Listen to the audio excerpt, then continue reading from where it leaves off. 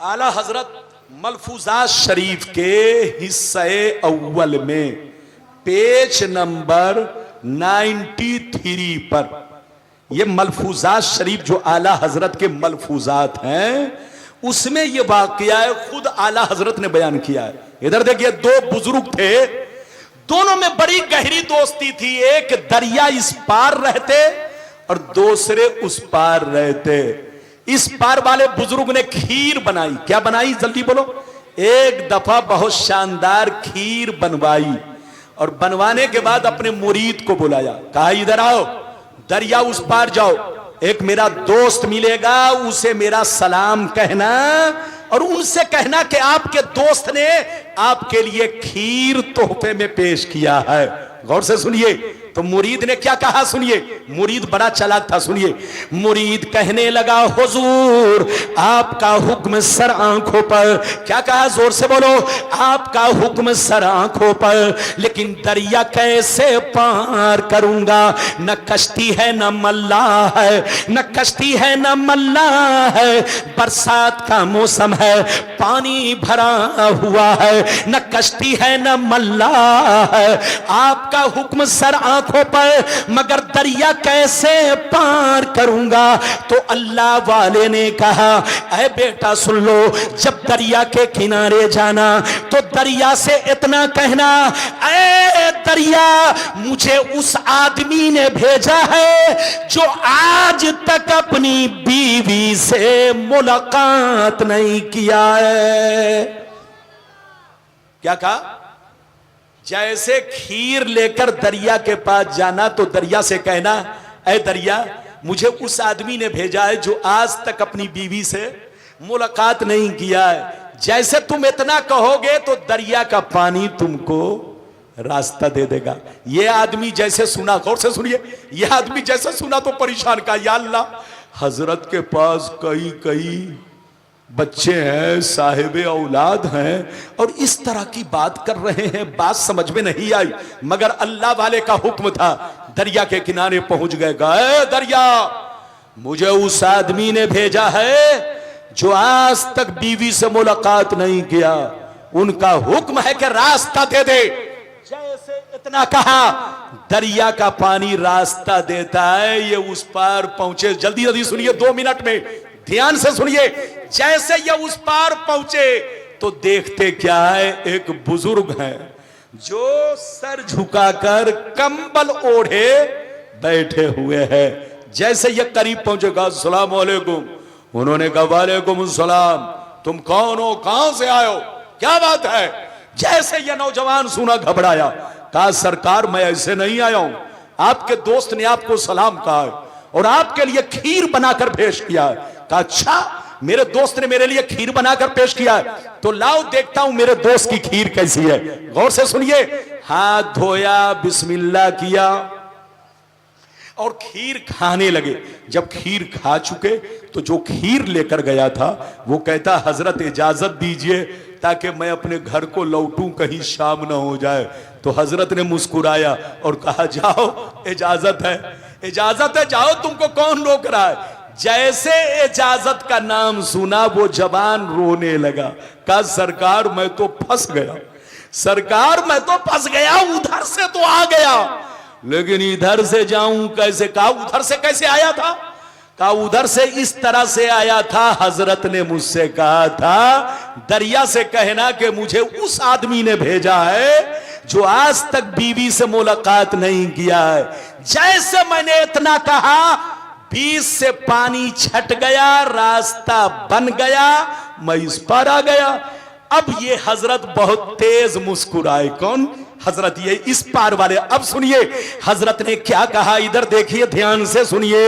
हजरत ने बहुत तेज मुस्कुराया, इरशाद फरमाया, ऐ बेटा सुन लो, अब दरिया के किनारे जाना तो दरिया से इतना कहना, ऐ दरिया मुझे उस आदमी ने भेजा है जो 30 साल से कुछ भी नहीं खाया है।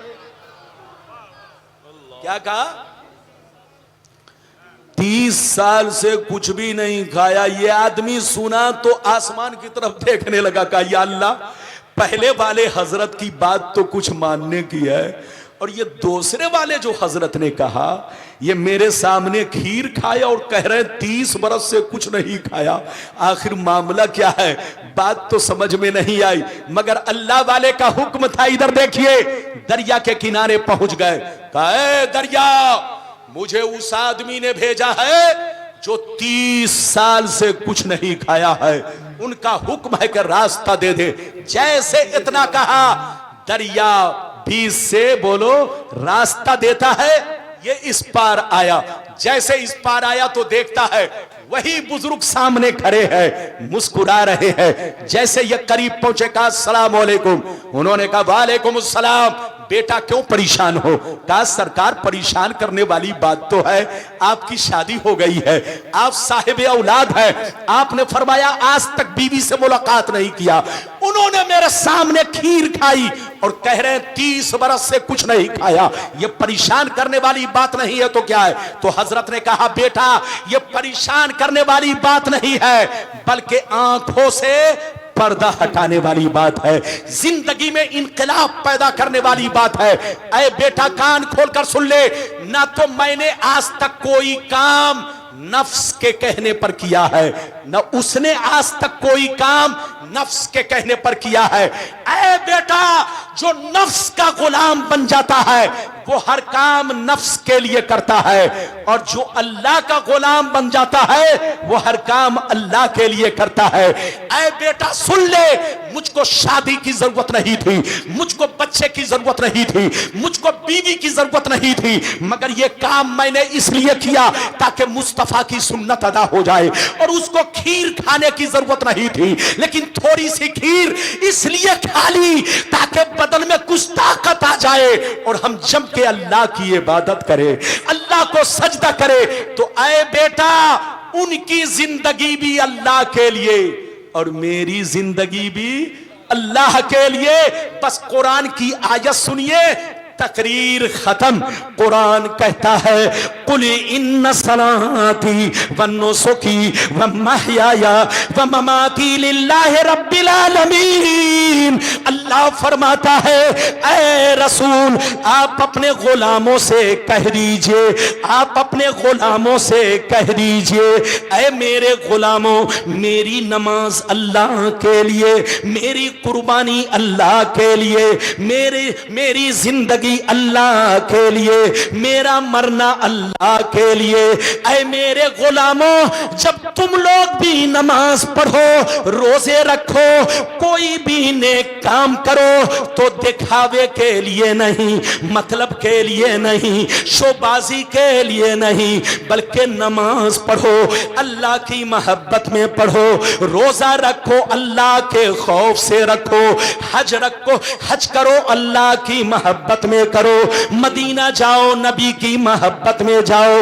नबी फरमाते हैं तुम लोग जो भी नेक काम करो, अल्लाह से ये कहो सब तेरे लिए, सब तेरे लिए।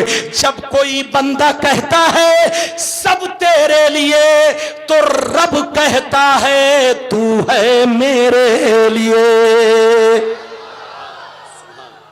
मिटा दो अपनी हस्ती को अगर कुछ मर्तबा चाहो, कि दाना खाक में मिलकर गुले गुलजार होता है। अल्लाह उसका होता है जो अल्लाह का होता है। इसलिए अपनी जिंदगी को रसूल की जिंदगी के बोलो तरीके पर गुजारिए। शराब, जुआ, सट्टा से तौबा कीजिए, मौत को मत भूलिए, कब्रिस्तान से गुजरिए तो गौर कीजिए कि इसी कब्रिस्तान में हमारी माँ लेटी है, हमारा बाप लेटा है, हमारे खानदान के लोग इसी कब्रिस्तान में है। ये देखो आज चलते फिरते हमारी नजरों के सामने से हुजूर सैयद शाह अय्यूब मियां अलैहिर्रहमा हमारी नजरों से चले गए। आपको भी जाना है, हमको भी जाना है। मौत को नजरों के सामने रखो। सैयदना उस्मान गनी जब कब्रिस्तान में जाते और किसी कब्र पर खड़े होते, इतना रोते कि दाढ़ी के बाल आंसुओं से तर हो जाते। लोग कहते ए उस्मान गनी, आपके सामने जन्नत का जिक्र किया जाता है, आप नहीं रोते। जहन्नम का जिक्र किया जाता है, आप नहीं रोते। तो उस्मान गनी जवाब देते कि नबी ने फरमाया, आखिरत की मंजिलों में सबसे पहली मंजिल कब्र है। जो यहां पास हो गया वो वहां पास हो गया, और जो यहां फेल हो गया वो वहां फेल हो गया।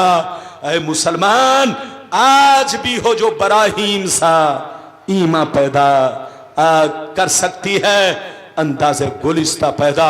अल्लाह ताला आपको, हमको, सबको, हमारी माँ बहनों को, लाडनू के मुसलमानों को, बल्कि जहां जहां के लोग मेरी तकरीर सुन रहे हों, सारे लोगों को, सारे राजस्थान वालों को, हमारे मुल्क के सारे हिस्से के सारे मुसलमानों को, दुनिया के सारे लोगों को अल्लाह नेक अमल की तौफीक रफीक अता फरमाए।